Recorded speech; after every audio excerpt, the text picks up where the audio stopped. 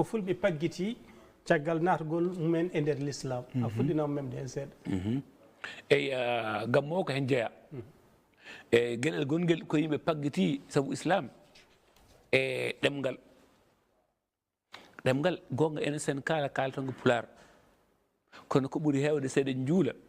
juultongo ɗemgal arab noon hen sahaji ko diineji kewɗi ene jaɓa yimɓe enen juulda ɗemɗe mumen ko wona islam wi tan te wona yimɓe fof wona anduɓe fof won anduɓe nanguɓe wonde islam o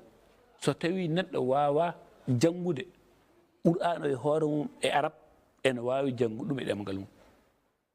enen noon addana en ko ɓuuri hewde caɗele ko paggirɗen ko nanggata hen tan ko laawol goto woni imam malik ene jogui almameɓe woɗɓe nayo shafii ina wattane shafii hambali e hanafi ɓeɗo kawrani hen sahaji e malik hay malik e hoore mum rewɓe malik e hoore mum hen kawrani koye mumen enen noon caɗele men foof ko imam malik kañum ene sattini to banggue ɗemgal arab ene jeeyani hen sahaji e sattingol ɗemgal arab wonde hay khutba o e hoore mum khutbal juma yo haala e ɗemgal arab te khutba o defte sharia ɗe ɓe mbi ko yo taw ko kewi ko kewata so tawi hunde ko kewata haalama e ɗemgal arab te juuloɓe nanata ɗum ala nafoore no fewi en jii wonde Fuuta hande khutbaji baɗeteɗe ɗi ko ujunnaji ko yawti almuɓe donat tan oɗo khutba ko watte tan gaɗɗo fof ko hen rewata kono ala sene waɗane watte koye ɗemgal arab ngal ganduɗa juuloɓe capanɗe jeeno e jeeni fof nanta ko haalete ko ɗum ɗo fof noon wonɗo kaali to banggue sharia ɓe mbi khutba juma yo waɗe e arab hay sinno juuloɓe nanata arab yo nantine hay sinno juuloɓe ko faaɗuɓe ɗum ɗo to banggue miijo hooram ɗum ala mana so tawi yimɓe ene kalde yoɓe kalane e ɗemgal ngal ɓe nanata ɗum heewi nafoore no fewi khutbal juma kala ko kewi ɗum foti haalede hande ma woni hitande joni Sénégal ko kewi hen foof ko nguɗo ñaw bongu nguɗo ñaw e miijo hoore mande khutbaji juma ɗi foof ene poti haalde hen saabu ɗum woni ko kewi nde kere noon so tawi eɗen paggiri ɗemgal hay sinno eɗen kaltan ko ɗemɗe men kono so wonti tan enen ndewa jomiraɗo payane arab ɗum ɗo holko nandata ngo e tele jomiraɗo e hoore mum nanata tan ko ɗemgal arab te kanko e hoore makko e qur'an o wonɗo wi wa min ayatihi khalqu samawati wal ardi wahtilafu alsinatikum wa alwanikum no gaya qur'ana o wi ene jeeya e kawisaji makko kanko Allah tagdemo asamanuji ɗi e leydi ndi e lutodirde mbadiji mon e ɗemɗe mon eyyi so tawi kanko o yiɗi hollirde ko wonde omo jogui doole omo jogui bawɗe o serdi en ɓe ko ɓaleɓe ɓe ko reneɓe ɓe ko woɗeɓe o tagui ɗemɗe ma won ujunnaji ɗemɗe ɗum ko hollirde mbawka makko kono so tawi ala wi ahan kanko yiɗi hollirde mbawka makko min ala kanko mbawka makko en kollirta ɗum enen kollirma tan ko bawguel gotel woni ɗemgal arab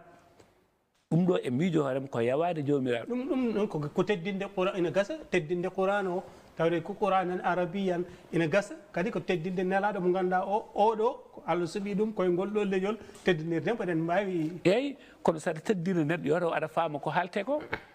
a wawa teddinde neɗɗo tawa neɗɗo o ko haalata ko walla ko haalata e makko a famani ɗum so tawi a darima hande aɗa haala ko kalta ko foof ene jogui mana so tawi an kaala o a famani ko kalata ko ɗum wona teddinde jomum teddinde nelaɗo ko andu ɗum teddinde nelaɗo ko rewde ko yamiri e rewde ko Allah yamiri a wawa rewde ko Allah yamiri walla paama ko nelaɗo haali gaga anda ko o nelaɗo haali walla ko Allah haali e hoore mum ko ɗum waɗi hen sahaji yimɓe ene poti tinade tigui rigui watte ɗemɗe ɗe foof e ɗemɗe men enen saabu Allah ene wawno wadde enen foof leñol gotol ɗemgal gotal hol sababu o waɗani ɗum mi wawa namnade mo ɗum kono mbaɗa gueɗel golel tan ay mo mbinomi nane o ko hollirde mbawko makko min mboɗo wawno wadde leñol goto kono ala mbaɗinmo on fof ko leƴƴi certuɗi leƴƴi certuɗi beele moon gandu min mboɗo jogui kattanɗe ɗe ganduɗa ala ɗo haaƴi kono sen mbiya ala yen kal ɗemgal gotal tan ɗum firti ko Allah o jogui tan ko doole goto Allah no doole mo wona goote ɗum ɗo e miijo hoore am yimɓe ene poti ƴewtade ko mbaɗata ko diina o hen sahaji ne o moƴƴinte ko ma o faame ko ɓuri heewde caɗele ɗe e aduna o ko yimɓe paamani islam so neɗɗo famani hunde noon wawa ɗum rewde no hannirta ni won aya goɗɗo ni garɗo wonde mi tagui on inna halaqnakum min zakarin wa unsa